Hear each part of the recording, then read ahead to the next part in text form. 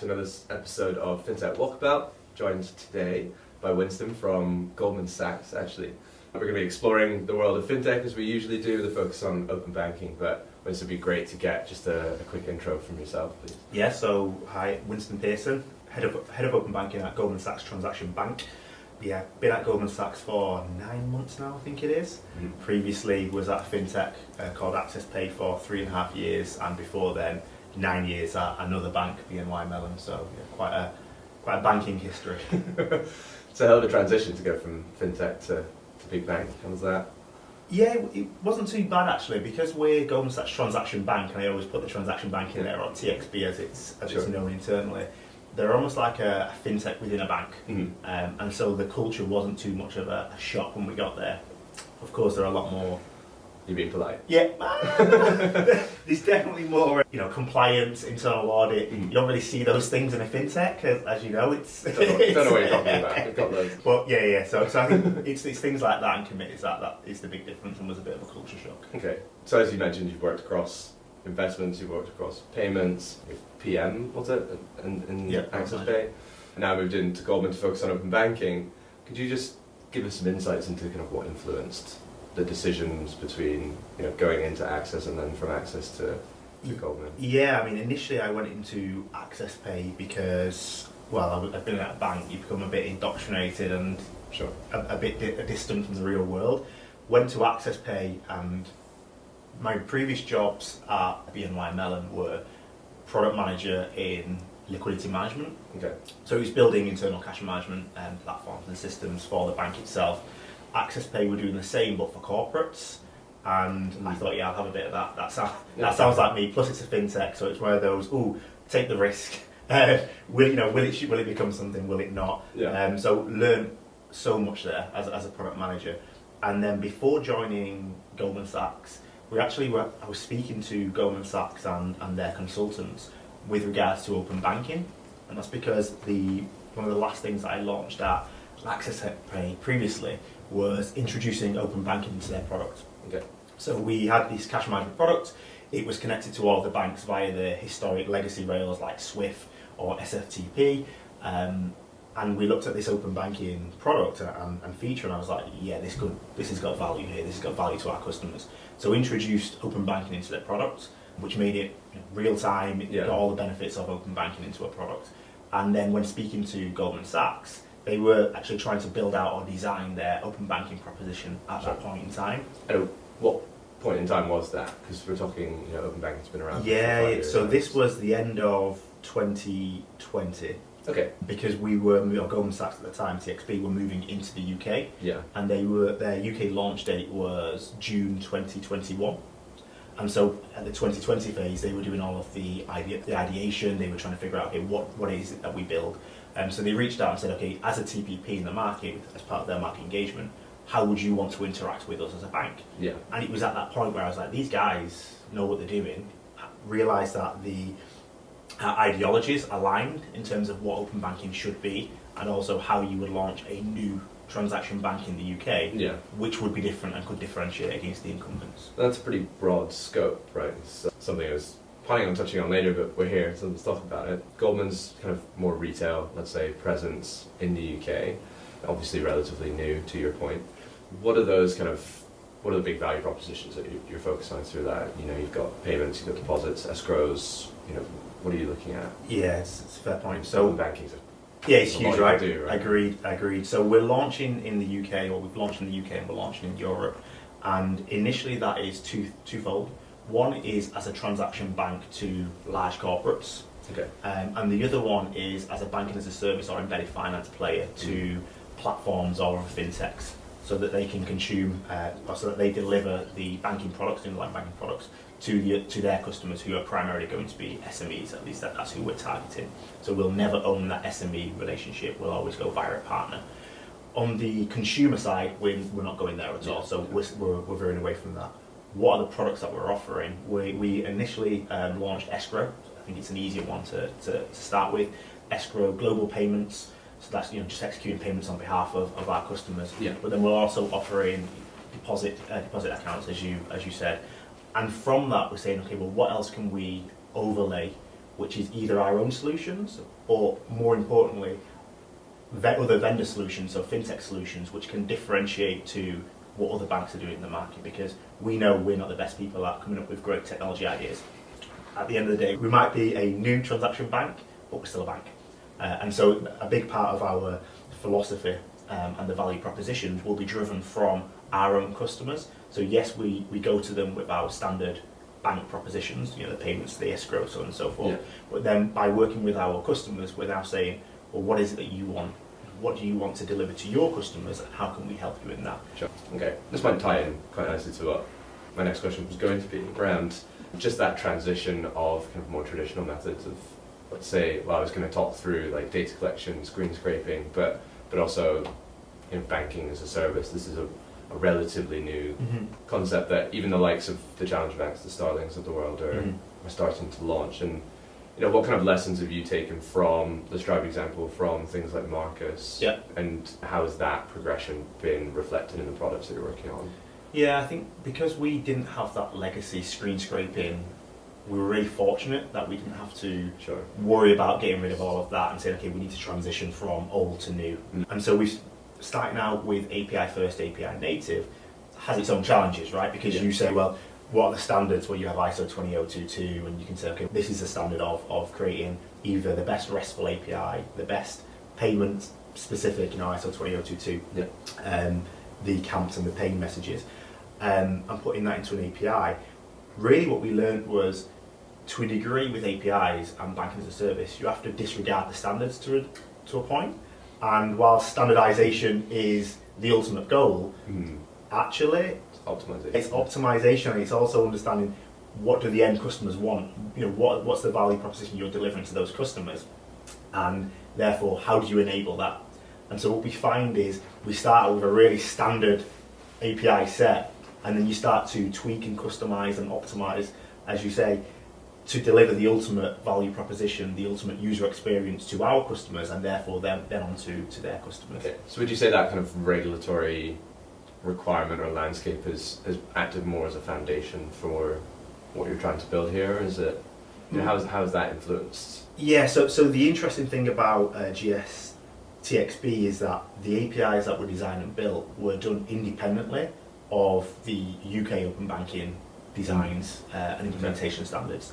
When we've come to the UK, it was my job to say, okay, well, these are the UK standards, let's build these APIs, but very specific APIs to the standards. But then to look back across and say, what do we already have? And how can we take some of what we've got in UK open banking and start to put that in with our banking as a service or embedded finance proprietary APIs. I'll give the example of giving consent via OAuth. So previously, the premium APIs that we have, you would always need to have the certificate exchange, you would need to have the private public key combinations, it would all be a 1 week onboarding, as an example. And this is the case with most of the banks, especially in the US, where since being live in open banking, we can do OAuth. Consumers give consent via their online banking credentials. Yeah. So why can't we take that user experience where someone can be set up in 15 minutes, even less, and take that to our premium APIs and start delivering that to our partners and our users of our premium APIs. So that's something we're actually working on at the moment, is delivering that. Okay, so yeah, it's applying that kind of methodology across an extension of those products, I suppose. Yeah. And then I think I've asked this question a few times to various people who have come on already, whether they've come from like a regulatory perspective or banks or fintechs, and I think for me, maybe outside looking in isn't the right phrase, but commercialization can be kind of a contentious topic sometimes, and we talk about the challenger banks like now having to make some money to prove the business model out. They've gone on this massive user acquisition campaign. What avenues do you see in which the industry can kind of capitalize on that? Because you talked about premium APIs, you talked about banking as a service, but you've also talked about this like foundation layer that the likes of True Layers and tokens and Tinks of the world are trying to monetize or are monetizing. So what does that look like for? Yeah, so I think it depends on which part of the ecosystem you sit in. Yeah. So what does commercialization mean? I think with the banks, the ASPSPs, being told that you cannot commercialize these APIs, all that was actually you can't charge access to these APIs, and people took offence that, oh, what, we need to put all this development spend into building something and we can't actually commercialise it. Yeah. I would disagree with the people that would say that from banks. Say that if you're starting out and you're saying, well, I'm giving people access to my services and making access easier, the services that they're accessing are already commercialised, they're already scalable. It's things like payments, savings, information, right? And whilst you can say, okay, well, you can't charge for that data, most banks currently do charge for that through other methods. And even though they're not allowed to charge for that now, should they ever have been charging for that data in the first place? It's the data of you. And if I said to you, oh, I just need to check my bank balance, and I said, give me a £5 and I'll tell it you, you'd be like, get out of it. I'm good. It's those the cash machines that charge me to withdraw cash. I ain't using them. Yeah. I mean, honestly, when was the last time you used a cash machine? Well, yeah, fair point. And so I do believe it depends, who you are in the ecosystem. For the banks, I think the investment in building the infrastructure of making the APIs available, that was an investment. I think the word there is investment. And the way they commercialise is actually by offering more services through these APIs, making these services easier to onboard with. Do you think that starts to disintermediate them, though, and starts to become kind of this more of an ethereal relationship between customer and bank, or do you think that will help them actually get closer to those users? It will disintermediate them to a degree, but ultimately, why do banks have relationship managers for consumers, for SMEs? Because if I didn't need to have a bank, I probably wouldn't have one, right? If I could just go around and buy stuff with technology, no bank actually in my mind, would it matter to me? No. So long as I had my protection of cash, so my deposit guarantee schemes and the likes, I could execute the payments that I wanted. The charges where they are applied weren't significant. Do I ultimately care who the bank is? If you ask consumers, if you ask somebody old, they probably say yes. Yeah. I want it to be Lloyds, I want it to be Abbott, I want it to be one of the old guys. Sure. But if you ask anybody your age, there you go. And I think I'm teetering on both. where I still still have that bank account that I've had since I was 16 years old. Sure, yeah. But I also have the new neobanks and challenger bank accounts. I have those cards in my wallet. Yeah. Cards is another thing, right? That's another conversation. Yeah. So yeah, I think it depends. Yes, they are disintermediated. That's probably a good thing. It's a good thing for us as consumers anyway. And for the banks, it should be a good thing for them as well, because they need to focus on what they do well. Yeah. And that's the infrastructure, that's actually just executing their payments. So there's a big trust piece in that, right? I think banks, although you might not necessarily like them, you have stuck around since you were 16 years old, right? So there is an element of kind of intrinsic trust that comes with. And I do believe, and I believe that comes from the balance sheets more than anything, and the actions of regulators and government in the past. When push came to shove, my money was safe. Now at the time, I was far too young to have any money that was meaningful, right? Yeah. I was 17, 18, but the government and the regulators said, okay, well, we're not gonna let them fail.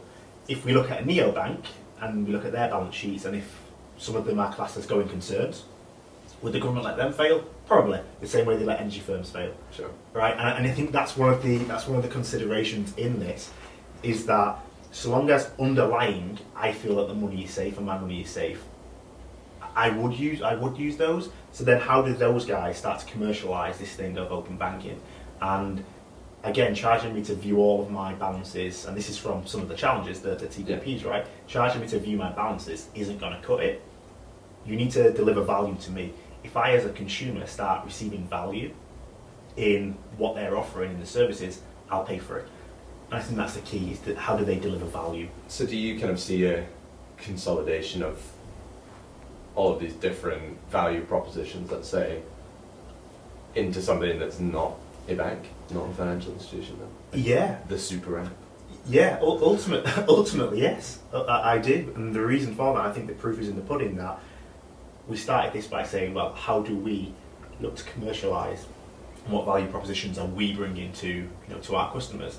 And my response was, we look at vendors, we look at fintechs in the marketplace, and we try to align what value they deliver to the requirements of our customers. I think the best way to do that is by packaging it all up, having a super app, as you say, and delivering that to customers, and that might take many different guises. You might end up white labelling front ends of TPPs, of the fintechs, or the fintechs might just own that entire experience, and the banks be the silent, invisible partners. I'm sure they'd love that. But that's, I guess, part of what you're doing, right, with this banking as a service infrastructure play. Exactly, yeah. So we, as I say, we don't want to be seen on those embedded finance bank as a service plays. We'd rather be invisible, and let the fintechs, our partners, own that relationship, and we do what we do very well and execute the payments, the foreign exchange behind it, all of that banking infrastructure. Right. So what's kind of been the big challenge? You know, you've transitioned over into the UK, you talked about getting in line with the regulatory APIs as well as your premium APIs. We've talked through where you think all of this could go. What's been the big kind of challenge over the course of the last year or two? You know, maybe you've seen both sides of that table with Access and then Goldman as well. Yeah, and it's been, for me, it's been interpreting regulation and also how, depending on where you are. Now, fortunately, before now, I was only having to deal with the UK. As we now expand as a bank into Europe and beyond, the regulation is always slightly different. Yeah. And even in the UK, it's changing, right? So initially it started from the main regulation of PSD2, then it got put into the PSR, and then all the tweaks start to happen. Yeah. And we've been really fortunate that we've had the Open Banking Implementation Entity giving us the guidelines, giving us all of that stuff, the standards. But then the regulation and the guidelines sometimes don't quite tie in together.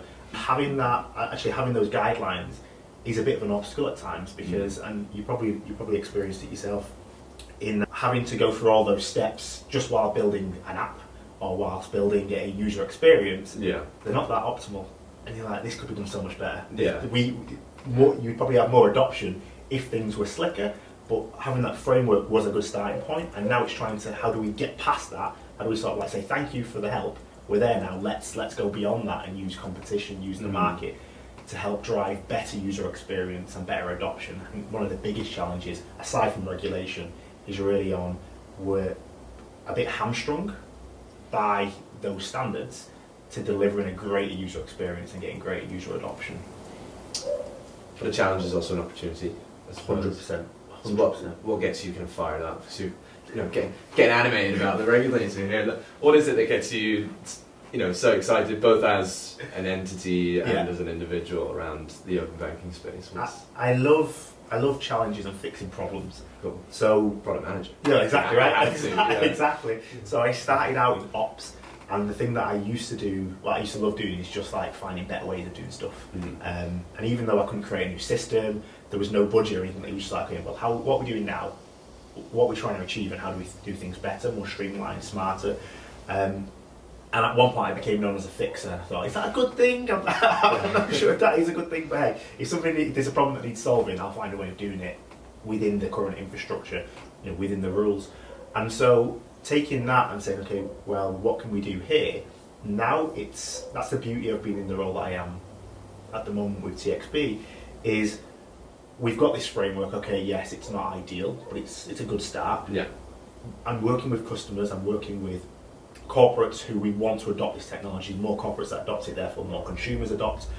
And we understand the problems. You and I understand them because we are consumers, so we know what is a pain point and what's not. And speaking to customers really helps us to understand, okay, what are their individual pain points. Taking those pain points, taking the existing infrastructure, the rules or the requirements, and saying, well, here's a solution that we could build now, today, but also going, and here's a solution that we would build if we had variable recurring payments, which was something that's been touted for goodness knows how long. No comment. So and been delayed. Yeah. And so with that, there are solutions which were, I designed a year ago, 2 years ago, which are there waiting, ready for the market, the regulation to catch up. So then bang, let's go. You've got a market leading proposition, the technology now supports this, and you're ready to go, and you've got that first mover advantage. So it's really problem solving within the confines of, well, you don't have a budget or you don't have the ability to change the regulation, so what can you do? Yeah. That's what fires me up. That's why I'm not that's why I'm not an inventor, because I don't create anything new. I take what's already there and I try and find it. Yeah, exactly. Try and find the solution. So you talked about kind of horizon then, I suppose. It's not necessarily today, but tomorrow and the day after. and your work seems to span not just bank, but merchant side or vendor, biller, whatever you want to call them, as well as consumer, whether it's SME or us as individuals. Across those three, what do you see as the kind of big three open banking use cases? I mean, it doesn't have to be all three, but interested to get your thoughts on, you talked about, okay, we've got a good solution, a baseline today, a use case for making open banking more seamless for a customer, or just better all round for a financial institution in terms of how they optimize. Yeah, and I think I think a lot. Okay, from my point of view, the key one is to be able to have point of sale using open banking. Okay. So if we can go into the shop and we already pay on our phone, why don't we pay on our phone and it just be an open banking push payment? There is no reason why not. If we go back to when cards introduced chip and pin, previously it was, I believe, a swipe on the magnetic strip. We then introduced an obstacle which was chip and pin, but it improved security. People actually liked it. Yeah. Beyond that, we said, okay, well, then we went back to a contactless, where we're not using chip and pin. Would you say it was a step down in security? Probably a little bit, but chip and pin was a huge success. To now say, okay, we've got open banking, we could use NFC, point of sale terminals, to go and pay on our phone. I think that's a huge use case.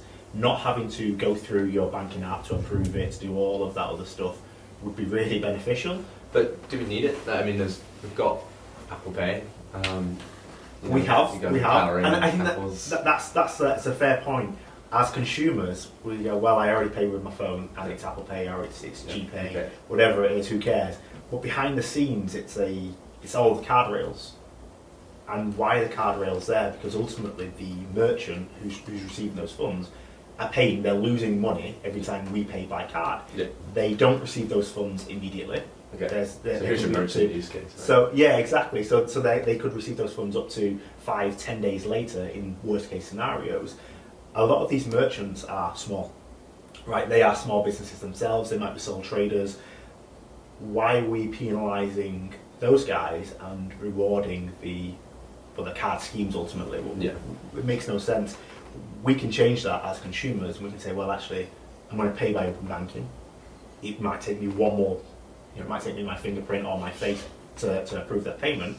That's good for security. Yeah. And I now know that the merchant will receive those funds immediately, and they'll receive all of them, because our banks today, fortunately, don't charge us for making push payments in the UK. And so therefore the merchant will they might receive a charge for receiving a faster payment, but they'll receive all of the funds. So that is the ultimate, for me, that's the ultimate potential use case value proposition going forward. And that becomes a lot slicker with variable recurring payments. Yeah. Because if I can say I always go to this coffee shop, I pop that in, I put the details in, every time I pay, that's fine, it's within the variable amount, it's within my overall amount, and therefore no need for me to... This is Aptap's dream. Really. getting variable recurring payments up and running is like our golden child. That wasn't a plan, was it? Oh no, just dropped it on my plate. Yeah, no, I mean it's something that we're quite excited by, and I think merchants who are billing on a recurring basis as well should be quite excited by. You get someone blocking a card payment, and next thing you know, they're getting chargebacks and having to deal with, what's the word I'm looking for? Challenging that. Yeah, it's the whole recourse as well, isn't it, of these failed payments. The other side of that is it gives more power to the consumers as well. As in, if we had the request to pay element of that, where people are charging, then me as an individual, if I say actually I don't want to, I want to cancel that subscription now, it's a lot simpler. Yeah. I can just cancel that at the end of it, no more. Where do you think BNPL slots into all this? Oof. Curveball. I know, right? Yeah. This wasn't on the list. Look, I think it's a form of credit, right? No way around it. It's a form of credit. But I do think that, Klarna have just released their card where you can now go in store and pay. It's just like... And pay on this. Yeah. It's a credit card. At the end of the day, it is a credit card, and you're paying in 3 installments rather than whenever you want, as long as you make minimum payments, etc. Where does it fit into all of this? I do think you could slot it in there, right? But it's just going to be as I say, it's a credit agreement at the end of the day. There's no reason why I couldn't have an app using VRP, using anything like that, where I could do the same example of the pay at terminal, the point of sale terminal, where I could do it on my phone using open banking payments and have buy now, pay later. The first payment is always taken from card. Yeah. You put it in there, okay, it pulls that. Why are we not just pulling that? Why is that not just a simple, I put my fingerprint on there and you're going to take that money from, I push that money to you from my account, and then the request to pay comes later. It's 30 days later or it's 2 weeks depending on which vendor you're talking to, yeah. And then you can approve that or not. Again, it's more power to the consumer, and it stops those companies from just pulling funds on a 2 weekly basis or 1 monthly basis from the consumer. And I think any piece of consumer protection we can put in there is a good thing. And so, yeah. Yeah, well, I guess it's a balance, right? Because we've talked about, like, who cares if it's not better from a consumer's perspective. You know, for me, if I'm having to re-authenticate Netflix every month, that's going to be real annoying. Agreed. You know, those are the kind of things I'd rather be aware that I'm paying those things, but I'm not here to every 30 days be like, yes, it's fine. Otherwise, I just buy movies again. Bring back Blockbuster. Yeah, exactly. So I think, does it matter whether or not individuals really know what open banking is? And maybe there's a wider question here. I don't think it matters that they know what open banking is. I think the tools that open banking and the infrastructure that open banking is providing and can provide is really important to the consumer. I'll go back to the example of, I think it was the bank account switch service.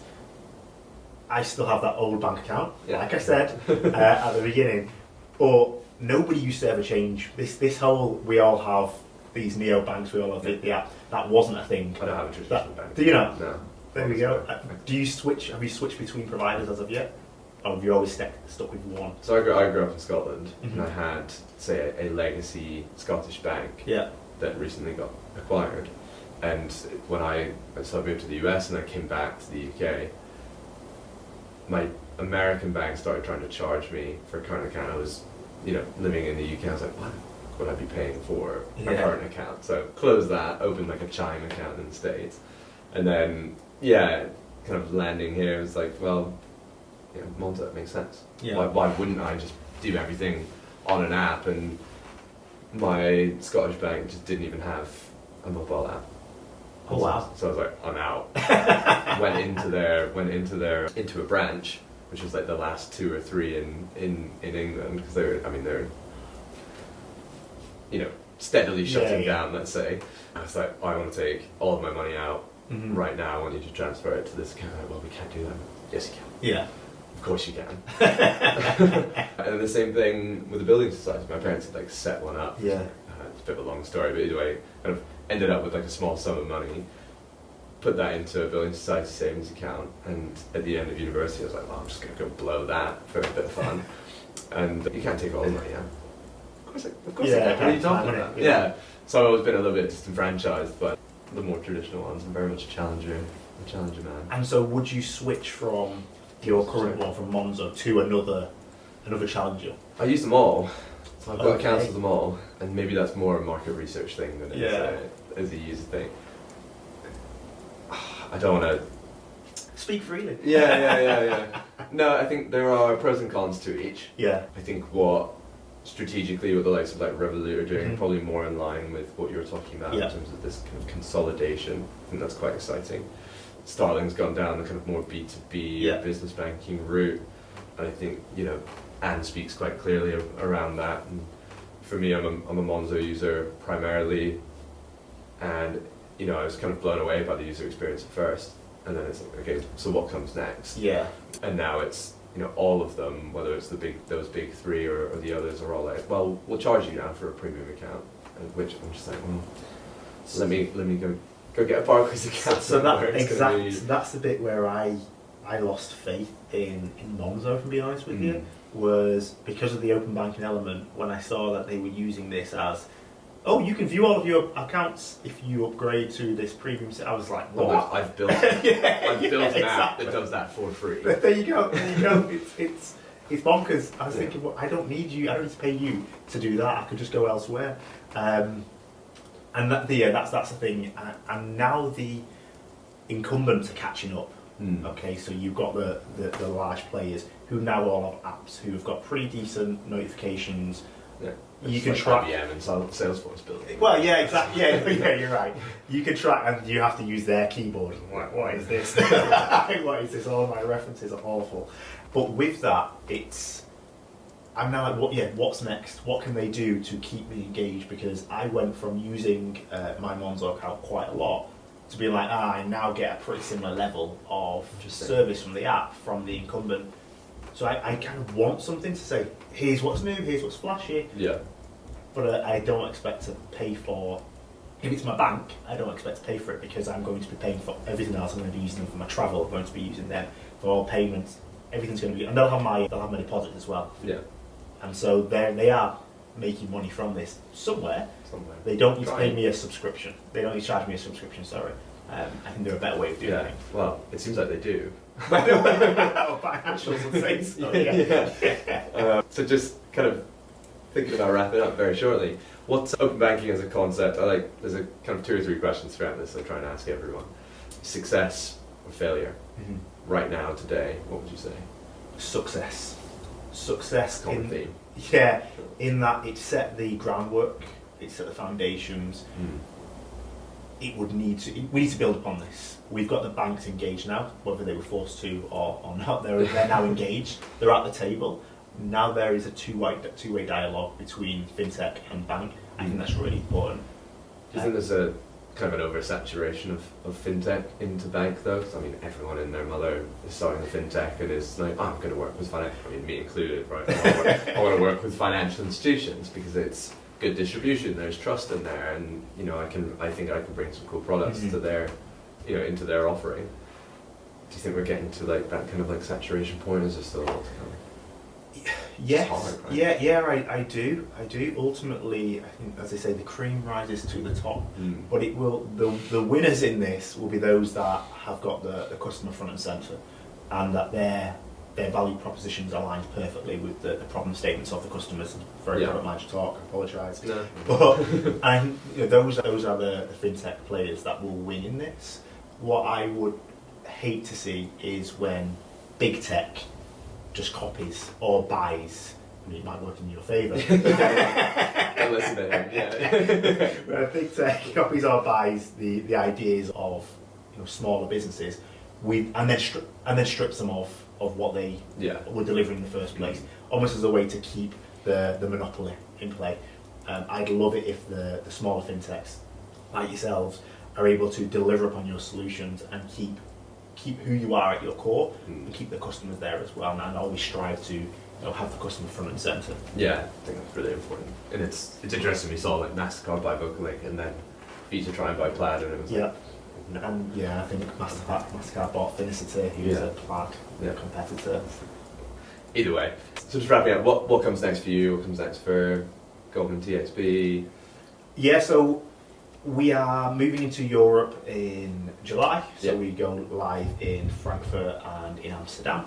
Just around the corner. Just around the corner, exactly, right after my paternity, like very strategically placed in there. Don't have to deal with any of the setup. Exactly. I'll just be down for the fun. Exactly. So with that, we're working with our clients, working with partners to understand what the opportunities in Europe.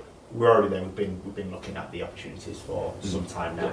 More importantly, is that the open banking framework in Europe is a bit different to the UK in that there are certain countries where it's more accepted that you make push payments to pay for stuff rather than using cards. I think what we're going to see is in some jurisdictions within Europe, they're going to start taking the lead in some of these value propositions where they don't have the strict framework of an open banking entity, implementation entity, and then the UK starting to follow where we've always been the trendsetters for open banking. Interesting. I think we might see a bit of a shift in that paradigm where we start to see innovations crop up in the Netherlands, in France, and we start to think, okay, well, maybe we shouldn't be so rigid in our approach because competition is good and we don't want Europe to be the hub of that innovation. So hopefully that we'll see a bit more.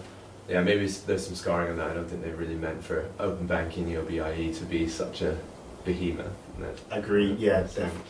Well, thank you so much for joining us today. Whereabouts can we find you if people want to reach out or if they want to check out what you're building? Yeah, sure. I mean, you'll get me on LinkedIn, Winston Pearson. I think I'm still classed as the innovator on there. I used to have the URL where if you search LinkedIn Really? and it was the innovator, I would appear. So I need to check whether that's still in place. First thing I'm doing when we wrap up. First thing I'm doing. Yeah, or you can get me on my email, which is winston.pearson@gs.com. Perfect. Well, thank you everyone for tuning in again to another episode of FinTech Walkabout, and we'll see you next time. Thank you. Thank you.